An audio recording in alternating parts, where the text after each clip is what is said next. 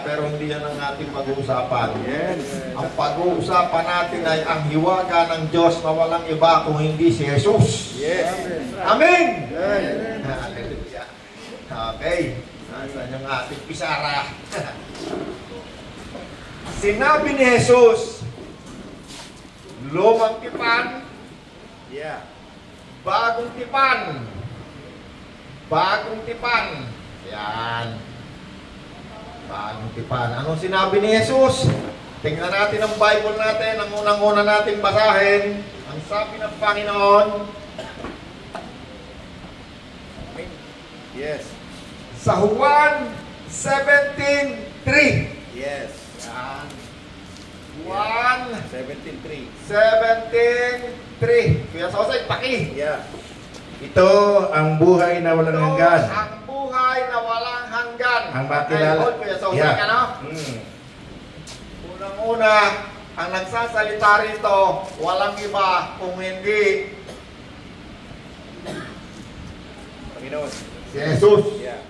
Okay, pag si Jesus ang nagsasalita, bahala ka na kung gusto mong kontrahin ng iyong theology ni Nanay Pachi o ni Bishop o kung sino. No? Ito ang buhay na walang hanggan. Sabi ni Jesus, napakalinaw, diretso-diretso, walang theology. No? Yes. Kaya lagi pinasabi ko sa inyo, pinag-uusapan natin lagi rito, puro, walang halong libadura. Nakasulat. Diretso-diretso, hindi na kailangan ipaliwanag. Anong sabi ni Jesus? Ito ang buhay na walang hanggan. Ano itong buhay na walang hanggan? Ang makilala. Ang makilala. Kanila. Makilala ka. Sino yung ka? Ang Diyos. Ang makilala ka. Yes. Sino yung ka? Ang Diyos. Yes. Okay, sa lumang tipan, nandyan din yan Diyos. Yeah. Dito sa bagong tipan, andyan din ang Diyos. Yeah. Yung Diyos sa lumang tipan at sa bagong tipan, magkaiba pareho. Pareho lang. Ang Diyos hindi nag-iiba. Yes. Pareho lang. Kung ano siya noon, pareho siya ngayon. Pareho siya hanggang bukas. Hanggang walang hanggan. Pareho. Hindi mag-iiba ang Diyos. Bakit? Hindi sa tao na katulad natin na may hangganan ng buhay. Yes. Ang Diyos ay hindi katulad ng hayop na katulad natin na tao na pwedeng ngayon, bata tayo, pogi tayo, mamaya tayo pangit na kasi tatanda na tayo. Kasi yun ang reality. Kung ikaw ngayon pogi, hindi mo maintain lang yung pagka-pogi. Sigurado kukulubutan mukha mo, mamaya maaaring ganyan ang mukha mo. Yeah. Wala nang ngipin. Kung pogi si Pastor Pastor Ray, kung yan pogi, si Nanay Pachi maganda pa hanggang ngayon, darating ang araw, maring ugot-ugot na yan. Tao pa rin. Tao pa rin. Pero yung anyo niya, nag-iiba. Ang Diyos hindi nag-iiba. Yes. Bakit? Sapagkat ang Diyos ay walang katawan katulad natin. Siya ay espiritu according sa Genesis. Babalik tayo dyan, ha? Genesis chapter 1. Sa pasimula, pero babalik tayo dyan. Sa pasimula, Rod. Nilikha ng Diyos ang langit at lupa. Sa pasimula, Genesis chapter 1, verse 1, nilikha Ng Diyos ang langit at lupa. Nilikha ng Diyos. Ang langit at lupa. Nilikha ng Diyos ang langit at lupa. Okay, sino lumikha? Diyos. Yes. Okay, ano yung buhay na walang hanggan according kay Jesus? Nakilala Ito ka. ang buhay na walang hanggan. Okay, pagtungkol sa buhay na walang hanggan, wala yung hindi negotiable ang buhay na walang hanggan. Isa lamang ang daan, sabi ni Jesus, isa lamang ang daan papunta sa langit. Yes. Okay, kung yun ang iyong turing sa buhay na walang hanggan, papunta ka ng langit, isa lang ang daan. Sabi ni Jesus, ako lang, wala na iba. Yes. Wala nang ibang daan para ikaw ay magkaroon ng buhay na walang hanggan. Yes. Wala nang iba pang daan. Sino nagsalita? Si Jesus. Ngayon kung sabihin mo, ay hindi, may pangatlo akong Diyos, may daan pa ako. Sabihin mo kay Jesus. Okay, ano yung buhay na walang hanggan? Ang makilala ka. Sino yung ka? Ang Diyos. Yan. Ang makilala ka nila. Sino yung nila? Tayo, mga tao. Na isa, Tunay na Diyos. ano sabi? Na isa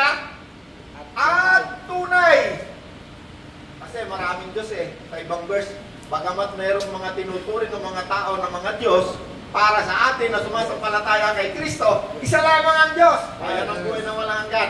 Ang makilala natin ang isa at tunay na Diyos. Okay, isa at tunay na Diyos. Sino yan? Yan pa rin yan. Diyos sa lumang tipan at saka Diyos ngayon na sinasabi ni Jesus. Ang makilala ka, yung Diyos yan.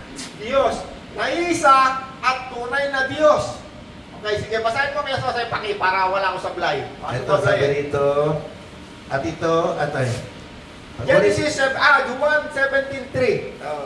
Ito, Buhay na walang ang hanggan. buhay na walang hanggan. Na makilala kanila na isang Makilala tunay kanila na Diyos isang tunay na Diyos. at si Jesucristo na yung sinugo. At si Jesus. Na iyong Sinugo, pinadala. isinugo. Ayan. Pinadala. Sino nagpadala kay Jesus? Ang Diyos. Diyos sa lumang tipan, Diyos sa bagong tipan, isa lang. Yes. Kapag sinabi mong Diyos, Genesis chapter 1, kasi dyan sa Genesis chapter 1 na yan, meron dyan mga tao na dumidibate na ang Diyos tatlo. Basahin ko kayo sa Genesis chapter 1 verse 1, nilikha ng Diyos sa kasimula ay nilikha ng Diyos ang langit At ang lupa. at lupa. Okay, sino lumikha? Diyos. Yeah. Ay, tuloy mo pa, Rod.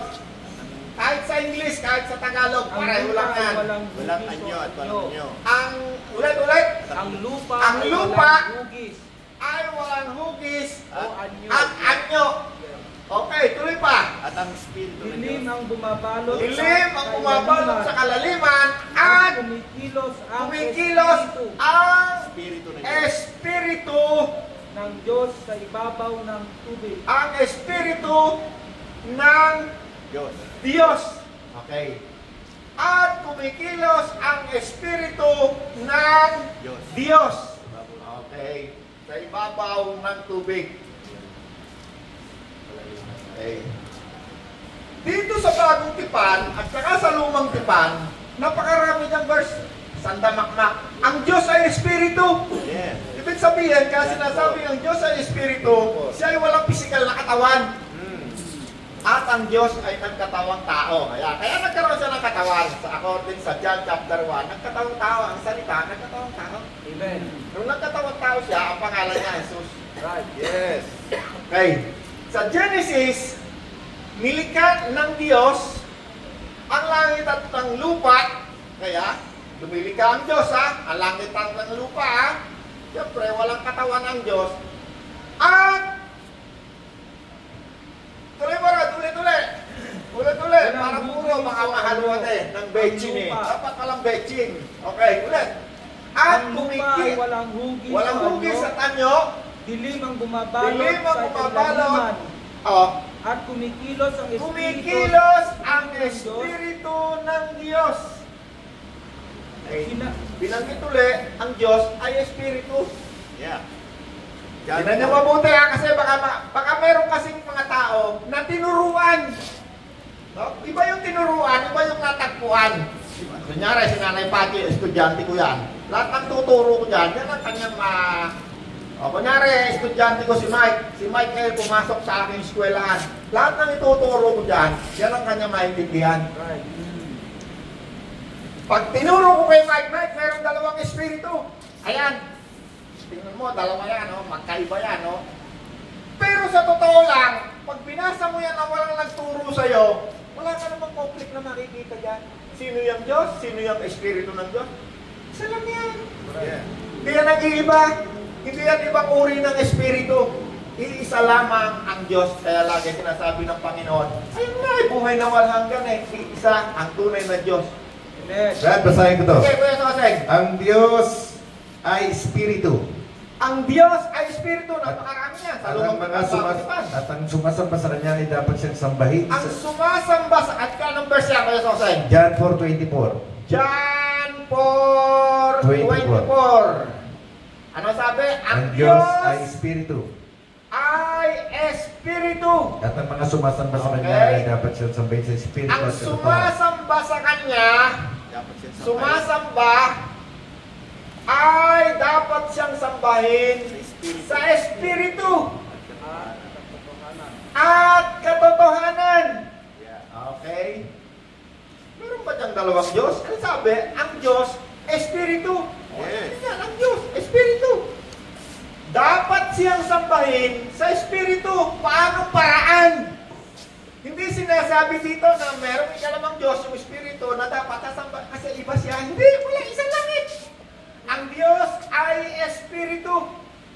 At ang Diyos na Espiritu ay dapat nating sambahin sa paraang Espiritu at katotohanan. Okay, di ba kanina umawit tayo sa Panginoon? Oh, mataas lahat ang pangalan niya. Apigin pa nga tayo, nakataas ang kamay, pumapalakpak. Espiritual na magsamba. Amen. O minsan nga, magsasalita pa na, aawit pa nga tayo ng Espiritu. Right. Sabi sa Bible, paawitin mo rin ang iyong Espiritu. Yeah, yeah. Kumakanta tayo, nananalangin tayo sa Espiritong paraan. Bakit wala? Hindi naman natin makita ang Diyos eh. Wala si Kristo nasa langit. Ang Diyos nasa langit. Magkasama sila ron. Sinong narito sa atin ngayon? Si Kristo. Actually, yan sinasabi dyan, Espiritu at katotohanan. Sino ba ang katotohanan? Sabi ni Jesus, I am the truth. Diba? Kasi yung Espiritu na nakikita nila na pangalawa raw, wala naman akong makita dyan pangalawa. Bakit? Kasi, hindi naman ako naniwala doon sa itinuro nila na mayroong Diyos dyan sa Genesis na 3, na 2. Dalawa, ang Espiritu ng Diyos. Basahin mo, tuloy mo. Genesis chapter 2. Chapter 2, Genesis chapter 2. Basahin mo, Rod. 1, 2. Genesis 1. Genesis 1 muna, Rod, 1. 1, 2. Nang pasimula ay nilikha ng Genesis 2. Sa 2 na. 2. 2. Pero pag dinilita mo dyan, nagsasalita, susunod dyan, lilikha ang Diyos. At sinabi ng Diyos. Okay. Yeah, tuloy mo pa, Rod. Tuloy mo pa. 1 muna. 1:1. Okay, hanggang 6. Sige, tuloy mo. Nang pasimula ay nilikha ng Diyos ang langit at ang lupa. Alright. Ang lupa ay walang hugis o anyo. Alright. Dilim ang bumabalot sa kalaliman at kumikilos ang Espiritu ng Diyos sa Espiritu ibabaw ng ng Diyos. tubig. Alright, sige, tuloy pa. Sinabi ng Diyos. At sinabi ng liwanag. Diyos. Wait. Sinabi, nagsalita ng Diyos, ha? At sinabi ng Diyos. Okay, at sinabi ng Diyos. Okay. Isang Diyos, una, Genesis chapter 1, at sinabi ng Diyos, nagsasalita ang Diyos. Yung Espiritong bumabalot sa buong daigdig ay Espiritu. Ang binabanggit yung Diyos. Espiritu, walang pisikal na pangangatawan. Walang ibang Espiritu na nasa sa atin maliban sa Espiritu ni Jesus. Amen. Anong buhay na walang gan? Ang makilala kanila na iisang Diyos. Amen. Okay, meron pa isang verse. Roma 8:9. Kasi yung bagong tipan, yan ay mga revelation galing dito sa lumang tipan. Kaya hindi pwedeng hindi mo alam yung lumang tipan, bagong tipan. Kasi magkarugtong yan. Walang conflict yan. Lahat ng verses sa Bible, walang conflict. Pinapaliwanag ng isa, yung isang book. Nagpapaliwanagan sila. Wala silang magkasalungat. Okay. Basahin naman natin ngayon ito. Okay, sino nagsabi dyan sa dyan? Si Jesus. Basahin natin ang Roma 8:9 hanggang 11. Kuya Sosa, hindi lang. Sabi Roma rito sa Roma 8:9. Sige, 8:9, ngunit hindi na kayo namumuhay ayon sa laman, okay. kundi ayon sa Espiritu. Alright. Okay. Ang pamumuhay natin nung wala si Kristo, nung wala ang Espiritu ni Kristo, tayo namumuhay lang tayo sa laman, sa flesh, kung anong gusto natin kainin, anong gusto natin gawin, kung anong maisipan natin, na ikakabuti. Subalit ngayon na tinanggap na natin si Jesus, nasa atin ang Espiritu ni Jesus, hindi na tayo namumuhay ngayon sa laman, tayo yung namumuhay na ngayon ayon sa Espiritu. Yes. Okay. Tuloy mo kaya sa Sa katunayan, naninirahan sa inyo naninirahan sa ating mga katawan ang Espiritu ng Diyos. ang Espiritu ng Diyos. Okay, sino yung Diyos na yun? Yung Diyos doon sa Genesis. Ang Diyos, Espiritu ng Diyos. Yes. Lumili ka, nagsasalita. Okay, sinong naninirahan sa atin? Espiritu ng Diyos. Walang tatlong Diyos, ha? Maniwala. Walang tatlong Diyos. Bakit? Kasi napakaraming verse sa Bible, huwag kang gagawa ng ibang Diyos maliban sa akin. Old Testament, New Testament, paulit-ulit. Bakit? Kasi mortal sin. Sabi niya, paparusahan kayo hanggang sa ika-4 na lang sa salin ng lahi ninyo kapag kayo sumamba sa ibang Diyos. Actually, ang Israel, gumawa yan ng ibang Diyos. No? Si Moses ay pumunta ng bundok, sumulat ng kautusan. Pagbaba niya, mayroong ibang Diyos, Diyos na baka, yung ginto. Gumawa sila ng ibang Diyos. Alam mo yung ginawa niya? Binalibang niya yung tablet. Inulog yung baka niya. Nabiyang yung lupa. Kinain ng lupa eh. Yung mga taong sumasamba sa Diyos. Sabi ng Diyos, palayuin mo yung mga hindi sumamba sa ano. Nilamon sila ng lupa. Pag ikaw ay sumamba sa ibang Diyos, napakarang paulit-ulit ang Exodus, Deuteronomy, huwag kang gagawa ng imahe ng Diyos sa isip, sa imahe, sa anuman. Larawan sa Kaya kahit ngayon pumunta ka sa Israel, wala rebulto kang makikita. Wala kahit sa bawal. Pero meron daw portion, kasi ang Jerusalem, hinati yan sa 4 nung naggera. Armenian Christian, Muslim, Catholic, ano pa itong isa? Hinati yan sa 4 na portion. So, yung ibang religion na pinagatian, meron sila. Pero pag lumabas ka ron, hindi na pwede. Kasi ruled by Jews yung mga portion doon, hati-hati sila. Ano sabi? Kuya Sosay, tuloy mo! Subalit, yung binasa mo kanina kayo natin. Ngunit hindi na kayo namumuhay ayon sa Hindi na laman. kayo namumuhay ayon sa laman. Kundi ayon sa Espiritu. Kundi ayon sa Espiritu. Sa katunayan, naninira sa inyo ang Espiritu ng Diyos. Naninirahan sa ating mga katawan. Kaninong Espiritu? Espiritu ng Diyos. Sa lang Espiritu ng Diyos. Tuloy pa kayo Sosay. Kung wala sa isang tao ang Espiritu. Kung wala sa isang tao, ang Espiritu ni Kristo. ang Espiritu ni Kristo. Kaninong Espiritu? Kay Kristo. Yeah, hindi say, Wala nang iba pang Espiritu. Pag yan ay binanggit niyan, Espiritu ng Diyos, Espiritu ni Kristo, meron niyang identity. Ano? yeah. Anal. Yes. Holy. Pag hindi holy ang Espiritu nasa sayo, Spirit of fear, Espiritu ng takot, Espiritu ng Diablo. Kaya sabi ni Kristo, hindi Espiritu ng pagkatakot ang ibinigay ko sa iyo, Yes. kundi Espiritu ng Pag-ibig, disiplina. kapayapaan. Tuloy mo pa kayo Sosay. Yeah. Hanggang 11. Sabi rito, kung wala sa isang tao ang Espiritu ni Kristo, Okay. hindi kay Kristo ang taong yan. Una, Espiritu ng Diyos. Hmm. Pangalawa, Espiritu ni Kristo. Hindi kay Kristo yan, ang taong yan, Okay. kung walang Espiritu. Hindi kay Kristo. Pag Yeah. wala sa isang tao ang Espiritu ni Kristo, hindi yan kay Kristo. Pag wala sa isang tao ang Espiritu ng Diyos, hindi yan sa Diyos. Yes. Tuloy pa kayo Sosay. Ngunit dahil naninirahan sa inyo si Kristo, Ngunit naninirahan sa inyo si Kristo. mamatay man ang inyong katawan dahil sa kasalanan, Okay, tuloy. ang Espiritu naman ninyo ay buhay sapagkat Hallelujah. ng Diyos. Sinong Espiritu ang naninirahan sa atin? Espiritu ng Diyos, ni Kristo. Espiritu ng Diyos, Espiritu ni Kristo. Ano sabi ni Apostol Pablo? Sabi ni Apostol Pablo, ipinasya ko na wala akong ituturo sa inyo, kundi tungkol kay Kristo. Yeah. That's right. Pagka ang Espiritu Santo naririto na tinatawag nating santo, no? Kaya nung nakaraan dito, meron tayong mga tinatawag na banal na lugar, holy place, holy nation, holy people. Yung holy, pag sinabi mong Espiritu, dalawa lamang ang malalaman mo dyan kung ano yan. Pag hindi yan evil, holy. Pag hindi holy, evil. Yes. Kaya ang tawag dyan sa Espiritu ng Diyos at saka sa Espiritu ni Kristo, Holy Spirit. Holy Spirit. Sa Old Testament, sa Genesis, madalang sa tawagin na banal na Espiritu ay madalang. Sa New Testament, yan na, pinangako na ni Kristo. Bakit? Kasi doon sa Old Testament, sa aklat ni Joel, meron doon pinangako, at ibubuhos ko ang aking Espiritu sa lahat ng laman. Kasi panahon natin mga Hentil, marami yan na ang pagbubuhos ng Espiritu. Di katulad ng panahon ng mga Hudyo, ang mga Hudyo, konti lang hanggang ngayon Yeah. Ilan lang sila.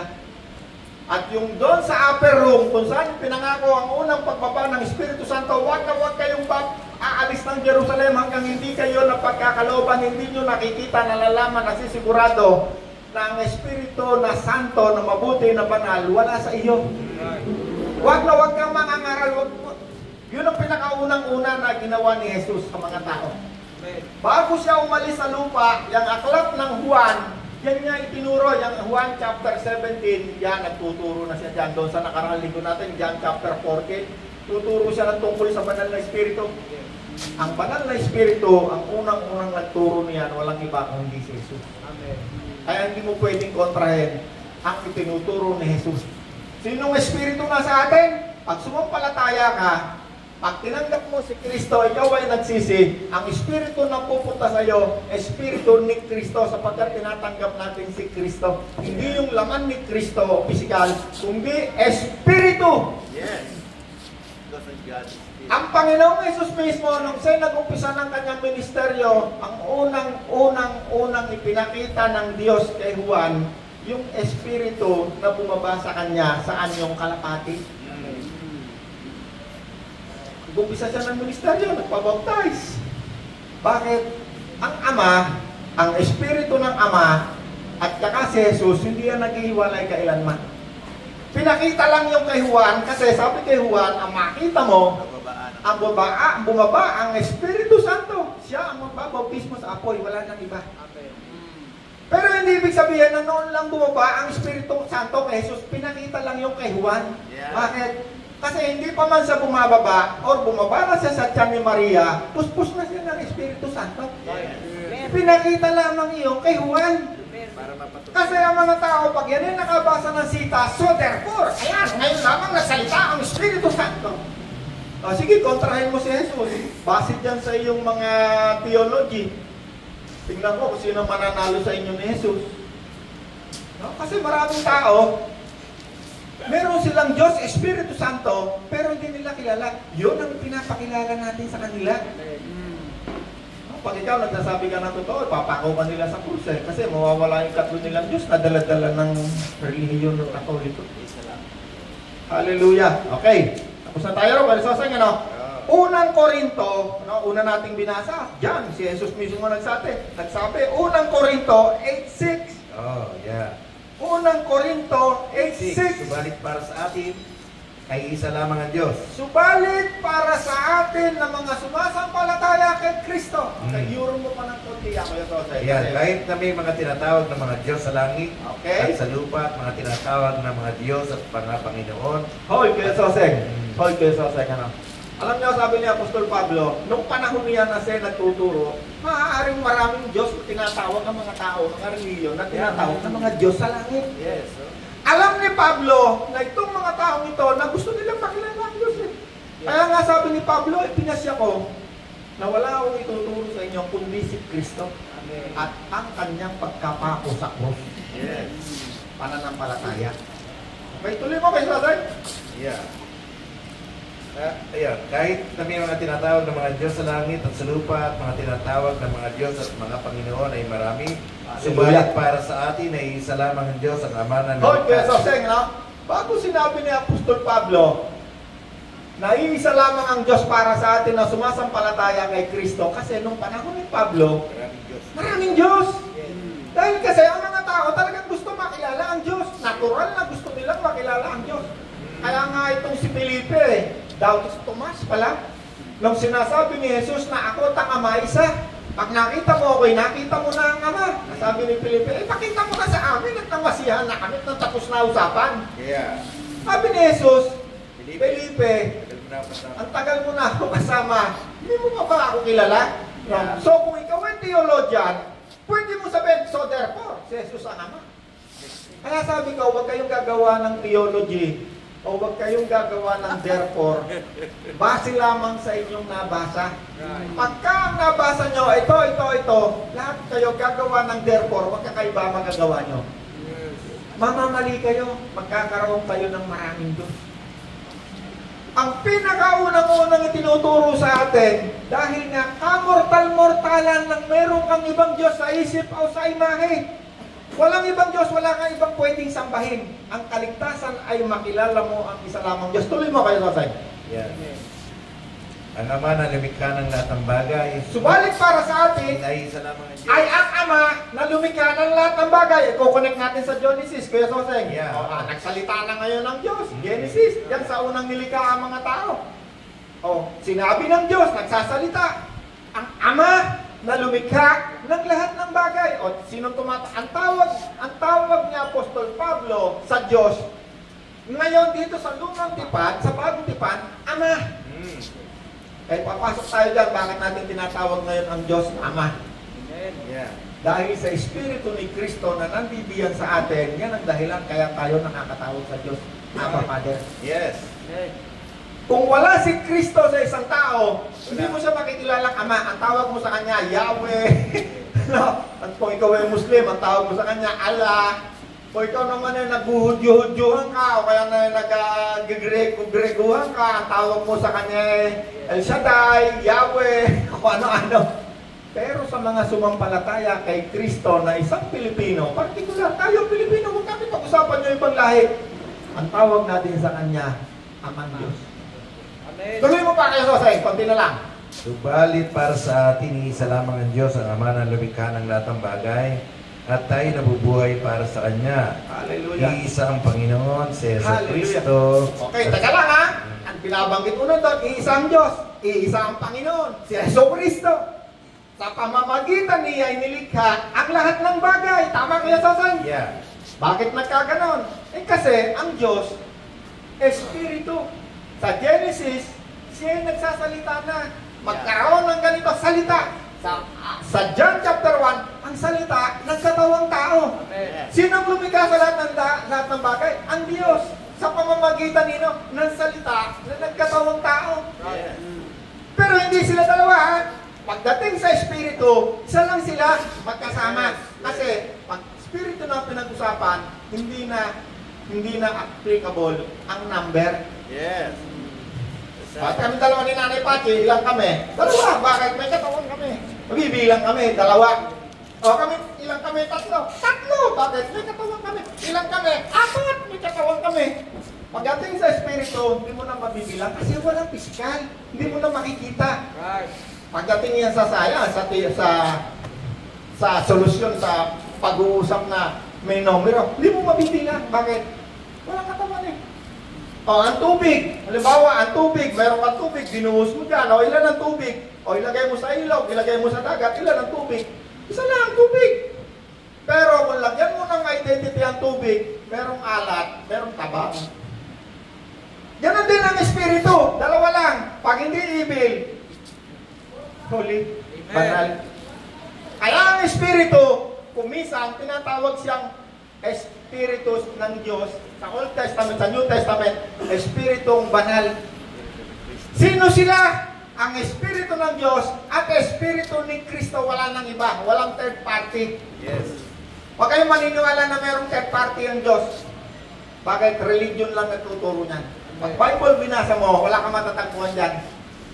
Yung religion, kumukuha lang yan ng mga therefore.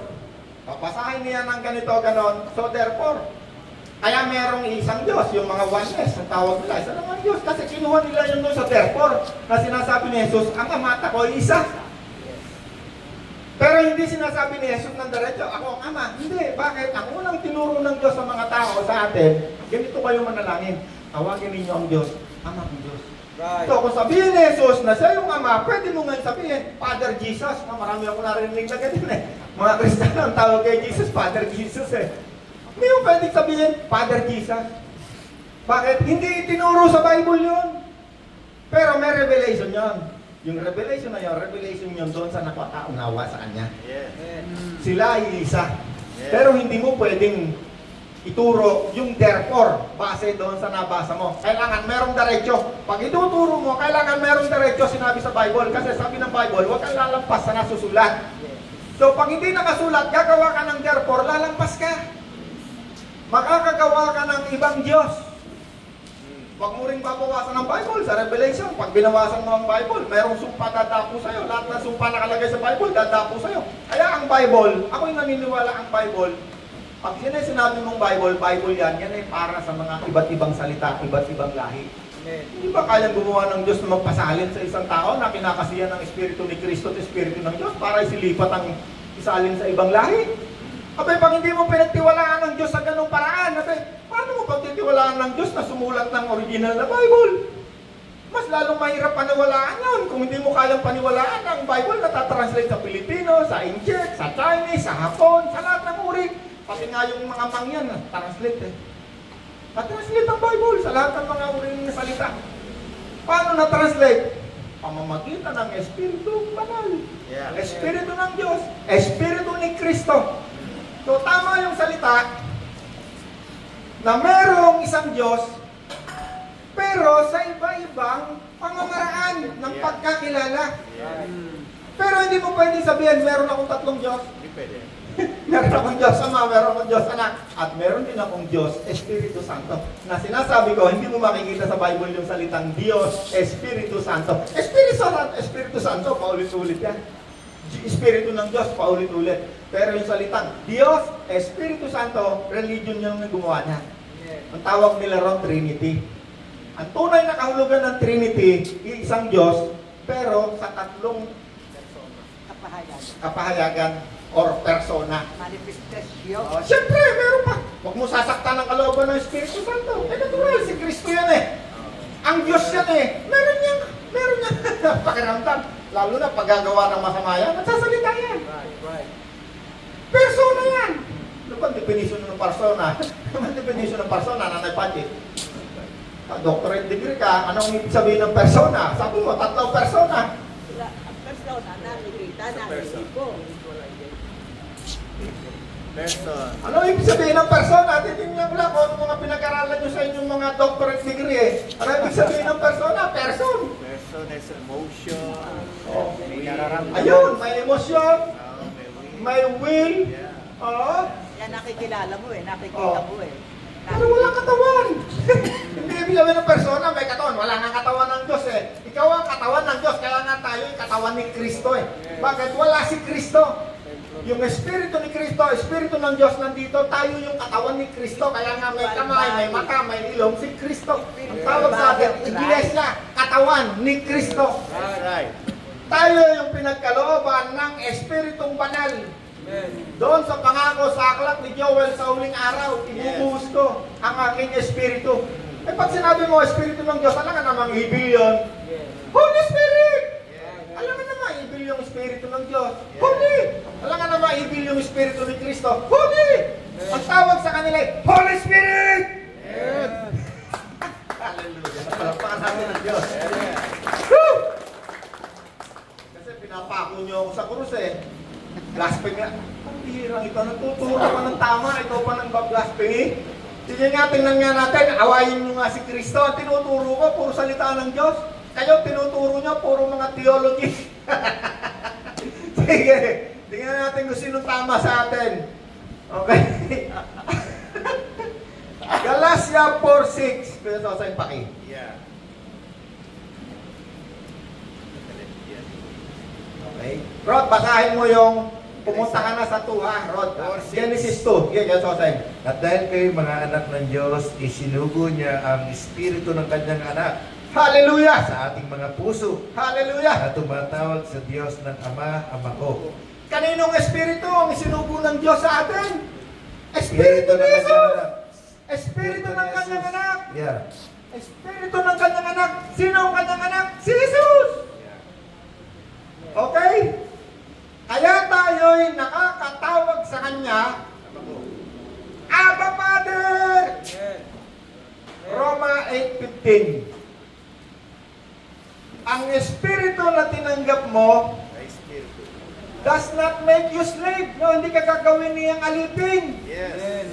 Bakit? Espiritu nga ng anak yan Nung sumampalataya ka kay Kristo.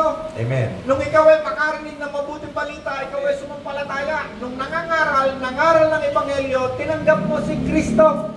Yeah. Kaya ang pananampalataya bunga ng pakikinig doon sa nangangaral ng mabuting balita. Roma 8:15. Sapagkat hindi espiritu ng pag-alipin ang iyong tinanggap upang kayo mamuhay sa takot. Sa halip, ang inyong tinanggap ay ang espiritu. Sa halip, ang inyong tinanggap Ay ang espiritu ng pagkupkop upang ay kayo espiritu ng pagkupkop gawing mga anak ng Diyos. upang kayo'y gawin mga anak ng Diyos. Kaya kayo tumatawag sa Kaya Kanya. tayo ngayon Tumatawag sa Kanya ng ay Ama tumatawag ko. na ngayon sa Diyos, Ama kong Diyos. Yeah. Ama kong Diyos. Marcos 14:36.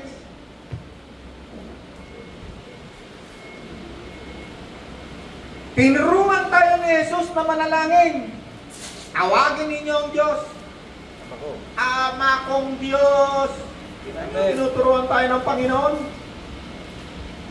Genesis, Genesis chapter 2. Rod, basahin mo, Genesis chapter 2. Ilan hanggang 6? 2:6. Hindi, 2:1 hanggang 6. 2:1. Nilikha nga ng Diyos ang langit at ang lupa. Nilikha nga ng Diyos, Diyos. Tinan niyo, pag sinabing Diyos, kumisan hindi nilalagyan ng Espiritu ng Diyos, minsan Diyos, minsan, okay, nilikha nga ng Diyos. Nilikha nga ng Diyos ang langit at ang lupa. Ang langit at lupa. At ang lahat ng bagay na naroroon. Alright, Diyos ang lumikha. Okay, Espiritu, ang Diyos ay Espiritu. Tuloy pa. Tinapos niyang likhain ang lahat ng ito sa loob ng 6 na araw. Alright, tuloy. At siya'y nagpahinga sa ikapitong araw. Tuloy. Pinagpala niya ang ikapitong araw at itinuring itong banal. Tuloy. Sa araw na ito, siya ay nagpahinga matapos likhain ang lahat. Tuloy. Ganito ang pagkalikha sa langit at sa lupa. Tuloy, hanggang 6. Wala pang anumang halaman o pananim sa lupa, sapagkat hindi pa nagpapaulan noon ang Panginoong Yahweh, at wala pa rin... Ayan, lumabas na ibang pangalan ha. Panginoong Yahweh. Sa English yan, Lord God. Yes. Panginoong Yahweh, Lord God. O, di ba sinabi ni Jesus, ang buhay na walang hanggan ang makilala kanya na isang Diyos na lumikha sa langit at lupa. Yes. At ang Panginoon, sino ang Panginoon? Si Jesus. Sa Espiritu, yung binabasa natin, wala pang katawan si Jesus, hindi pa nagkakatawang tao. Kaya ang Diyos, pag tinawag yan, Panginoong Diyos, kasi magkasama sila eh.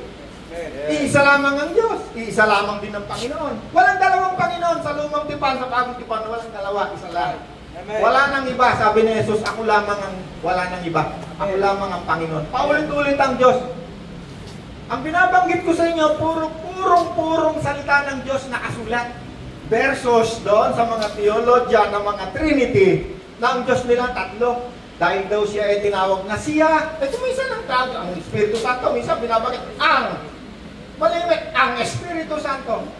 Pag tinanggit doon sa siya, yung pinag-usapan natin noong nakarang linggo sa John chapter 14, siya, no, sabi ni Jesus, kung mahal mo ako, susundin mo ang utos ko. Anong utos ni Jesus? Magmahal lang kayo. Yes. At kung mahal mo ako, sabi ni Jesus, ipapadala ng Ama ang Espiritu Santo. Siya ang counselor. Kasi merong siya, so therefore, yan siya, may tatlong Diyos. Huwag kayong gagawa ng ganon, isa lang ang Diyos. Amen. Maaring iba-iba ang salita, pero pag hindi direct yung sinabi sa Bible, huwag niyong ituturo na ito ang Diyos. Right. Okay? Pakibasa, Kuya Sonsay. Teka lang. Pag andyan ka sa Genesis, pag tinuloy-tuloy mo yan, ang pangalan na ng Diyos dyan, Lord God na. Tinatawag na siyang Lord God, Panginoong Yahweh. O yung salitang Yahweh, siyempre, kung ikaw ay Hebrew, kung ikaw ay Greek, abay di baka yun ang salita niya sa Hebrew, sa Greek. Pag sa Latin, Deus. Pag Tagalog, Diyos. Pag English, God. Pag ikaw ay Muslim ka, Allah. Kasi marami salita. Yung iba nakakabasa ng salita, ito ang Diyos, Yahweh, pangalan. Kaya nagkaroon ng Seventh-day Adventist. Kasi yung ikapitong araw, ayun ang lumabas. Ang pangalan lang ng Diyos, Lord God, sa Tagalog, Yahweh. Panginoong Yahweh. Diyos pa rin! Kasi yung salitang Yahweh, Hebrew yata yan, o Greek, hindi ako magaling dyan eh. Tagalog lang ako magaling, perfect ako sa Tagalog, 100%. Sa English, hindi ako 100%. Bobol ako dyan eh. Hindi naman masama, Tagalog ako eh. Dami nga akong kilala, kahusay yung English, kabububo. Parang kalang-alam mga utak. Pero kung English, kalulutong talaga na, akala ko eh. Pero tanongin mo ng tanong na mayroong konting laman ng katalinuhan, wala, zero eh. Hallelujah. Sana ba tayo? Ay! May oras pa tayo, Rod? 5 minutes daw. Genesis, yan na. Lumalabas ang pangalan dyan ng Panginoon. Si Jesus ang nagsasalita, isa lang ang Panginoon eh. Yeah. Isa lang din ng Diyos. O sige, sino may triology dyan ng tatlong Diyos? O, kontrahin mo si Jesus. Kasi si Jesus ang nagtuturo sa atin eh. Yeah. Wala naman nagturo sa akin. Kung tingnan niyo yung aking notebook na yan, puro verse lang yan. Lahat yung verse. Ay, yung verse na yan, nakukuha ko lang sa Bible yan. Bible ko na yan. Kaya ako namimigay ako ng Bible. Pero basahin mo yung libro na tuturo sa'yo kung anong religion ka, matututunan mo religion. Iba yung religion, iba yung relasyon sa Diyos na buhay. Amen. Wala kang mapupuntahan langit kung hindi mo kilala yung Espiritong Banal. Amen. Hindi ka makakapunta ng langit. Ang religion, tutulungan ka lang niyang makilala mo ang Diyos. Pero ang kaligtasan, sa pamamagitan lamang ni Kristo. Yes. Ang kaligtasan ay tungkol lamang kay Kristo. Si Kristo lamang. Wala nang iba. Kahit ang religion mo, oneness ka, Trinity ka, two-ness ka, four-ness ka, iglesia ka ni Batman, iglesia kung sino-sino pa man ang religion mo. Yeah. Hindi ka kaya ligtas ng religion. Amen. Ang magliligtas lamang sa isang tao ay yung espiritong nasa sayo na tinanggap mo na kung tawagin natin ay banal. Amen. Hindi kanya pagagawain ng kasamaan. Amen. Amen! Basahin ko to, ha? Sige, Jose. Kaya't sumagot si Jesus, lumayas ka Satanas sapagkat nasusulat, ang Panginoon mong Diyos ang dapat mong sambahin at siya lamang ang dapat mong paglingkuran. Hallelujah! Ang daming verse ka sa New Testament. Panginoon mong Diyos. Yeah. Pero baka hindi pa kayo maniwala kasi natuturo manimit si Pablo. Okay, Jesus na tayo maniwala, si Jesus na nagsasalita. Amen. O kung ayaw niyong maniwala kay Pablo, kay Pedro, o basahin niyo yung four gospel, yung Matthew, Marcos, Lucas, Juan. Si Jesus ang nagtuturo. Dibatiin mo si Jesus. Sabihin mo kay Jesus, Jesus, meron kami tatlong Diyos, hindi isa. Ay, naku po. Pero katali-talino talaga naman pinersonal ako eh. Roland, blasphemy ang ginagawa mo. Tatlo ang Diyos. Nagkaturo-turo sa akin sa Genesis yan. Doon daw yung meron daw tatlong Diyos. Sabi ko, Mario, 1,000 beses ko nang basa, hindi ko makita yung pangatlo mong Diyos. At sinabi sa akin ni Jesus na isa lang ang Diyos. Hindi mo lang naiintindihan. Yung Espiritu mong Diyos na tinatawag, walang iba kung hindi si Jesus. Amen. Amen! Amen. May dadagdag pa tayo kay Sosay. Wala na, wala na. Napakarumami ko ng verse dito. Patong-patong na. Sino sa inyo gustong debatihan si Jesus? Marami kayo, meron tayong tatlong Diyos. Kasi nakagisnan natin yan eh. Sa ngalan ng Ama, meron pang kamay yan eh. Hindi ko inaatake yan ha, kundi realidad yan. Diyos Ama, Diyos Anak. Meron pang Diyos ina nga eh. May Diyos pa nga sila. Apat nga Diyos nila eh. Sabi nga lang nila, tatlo eh. Kasi dinadasalan nila si nanay ng Panginoon, Blessed Mary. Talagang dapat natin igalang ang nanay ng Panginoon kasi talagang blessed siya. Yes. Pero hindi siya Diyos. Yes. Hindi Diyos si Maria. Nung araw, mahilig ako sa nung araw kasi, nung wala ako kay Kristo, lahat ng karamihan sa mga kabitenyo, mahilig yan sa mga agimat. Lalo na yung mga siga-siga na mga mahilig yan sa agimat kasi naghahanap yan ng protection. Protection kasi baka kayo makalaban siya ng barilan, ng taga, ng saksa, kailangan may protection. Hahanap niya agimat. Yung agimat na yan, unang tinuturo sa kanila ng mga kulto.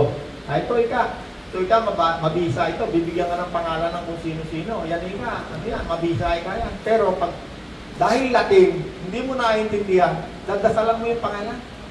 Ayun pala naman mga pangalan ng demonyo. Yeah. Mga pangalan ng demonyo. Kaya pag hindi nyo naiintindihan ang salita, huwag kayong maniwala. Yes. Ang demonyo, nagliligaw yan kapag mayroong mga gustong itago.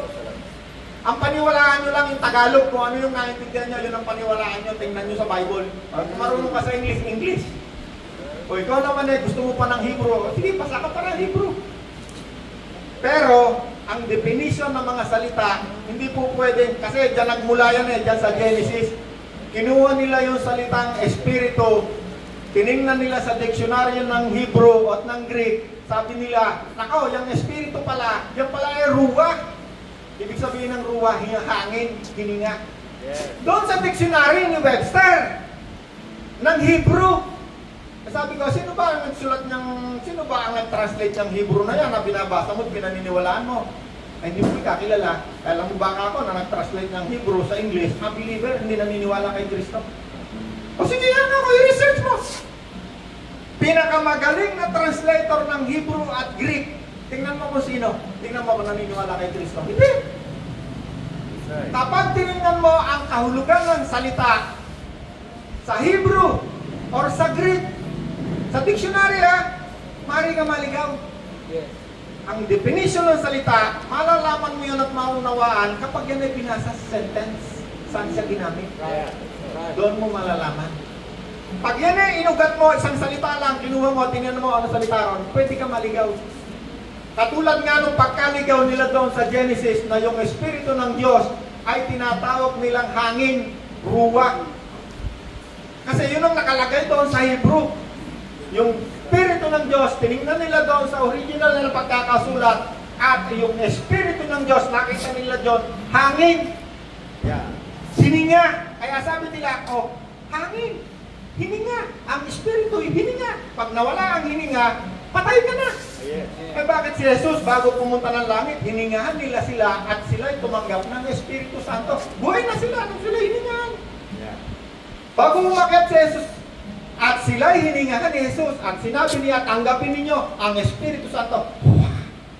Ngayon, maraming gumagaya kay Jesus Kala mo si Jesus tanggapin mo si Jesus. Ito yung bad breath tanggapin mo si Jesus. Ginagaya nila si Jesus Kasi si Jesus, merong isang pagkakataon bago siya umakyat sa langit at sila'y hiningahan ni Jesus at sinabi niya, tanggapin ninyo ang Espiritu Santo. Hiningahan ni Jesus. Tayo, authority. Binigay ang Espiritu, diretso sila hininga, and He breathed on them. Hininga. Ibig sabihin, binahagi niya yung Espiritu Santo sa Kanya. Sinong nagbigay? Si Jesus. Walang ibang tao pwede magbigay ng Espiritu Santo. Kalokohan na, huwag kayong maniwala dahil ako. Kung wala kayo dito sa simbahan ko, ito, Espiritu Santo. Ikaw naman, pakisay-kisay kang ganyan. Patumba-tumba ka. Wala ka mo makikita sa Bible noon. Makikita mo sa Bible, pakisay-kisay. Natutumba, mga possessed na Espiritu, evil. Hindi ko sinasabi na lahat yun hindi totoo. Maraming totoo. Pero hindi lahat totoo. Maraming kalokohan. Yeah. Napatungan nga lang, dalawa siya. Pareho naman sinasabi ng mga to. Bakit nabasa ko sa Acts yun tunay na salita. Meron kami taga-Arabia, meron kami taga kung saan. Bakit sila nakapagsasalita ng salita namin? No. Yun ay tunay na salita. Hindi yun yung sandalakiya. Sandalakiya ba? Maaaring meron totoong isa o dalawa. Pero hindi lahat. Napipressure lang sila. Katulad ng pinanggalingan ko simbahan. Pag hindi ka nagsalita sa ibang wika, hindi ka namin kasali, wala sa iyo Espiritu Santo. Kasi sa takot ko naman ako itapon, sandalakiya. Hindi ko sinabi, hindi ako marunong magsalita sa ibang wika. Malimit, umaawit ako sa Espiritu Santo sa wika. Malimit, nananalangin ako sa ibang wika. Bakit? Sabi ng Panginoon, sabi ni Apostol Pablo, kung hindi mo alam ang ipapanalangin mo, manalangin ka sa Espiritu. Pagkat siya ay nakakaalam ng mga bagay na hindi mo alam. Yes. Hallelujah. Amen! Yes. Tayo tayo lahat. Namin ang iyong pangalan, aawitan ng may kadakilaan. Hallelujah. Ikaw ang Diyos naming kanlungan. O Diyos na mabuti, sinasamba ka namin ngayong umaga. Gamitin mo po ang salita sa laping ito upang kami